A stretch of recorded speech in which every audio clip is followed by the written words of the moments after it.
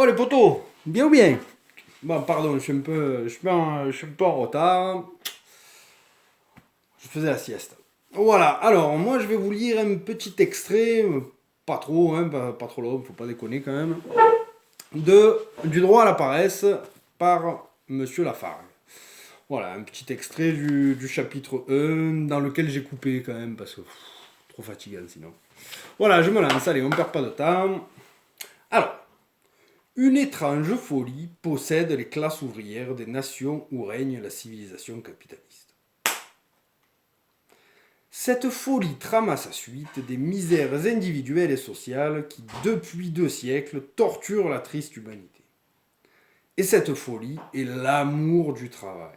La passion moribonde du travail poussée jusqu'à l'épuisement des forces de l'individu et de sa progéniture. Au lieu de réagir contre cette aberration mentale, les prêtres, les économistes, les moralistes ont sacro-sanctifié le travail.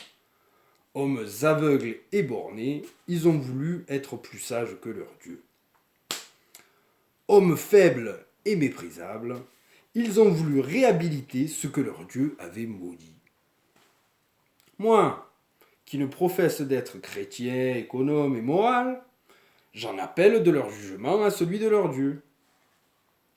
Des prédications de leur morale religieuse, économique, libre-penseuse, aux épouvantables conséquences du travail dans la société capitaliste.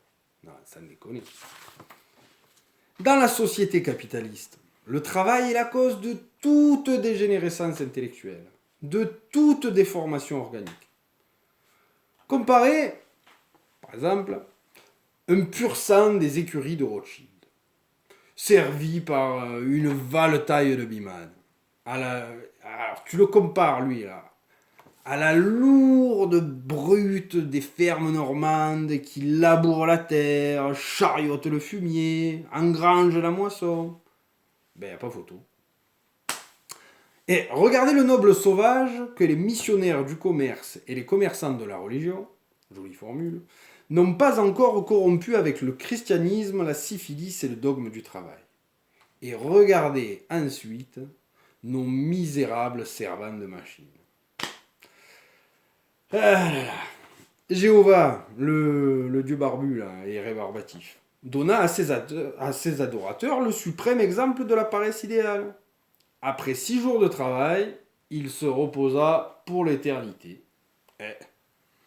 Et cependant, le prolétariat, la grande classe qui embrasse tous les producteurs des nations civilisées, la classe qui, en s'émancipant, émancipera l'humanité du travail servile et fera de l'animal humain un être libre, le prolétariat donc, toujours lui, trahissant ses instincts, méconnaissant sa mission historique, s'est laissé pervertir par le dogme du travail.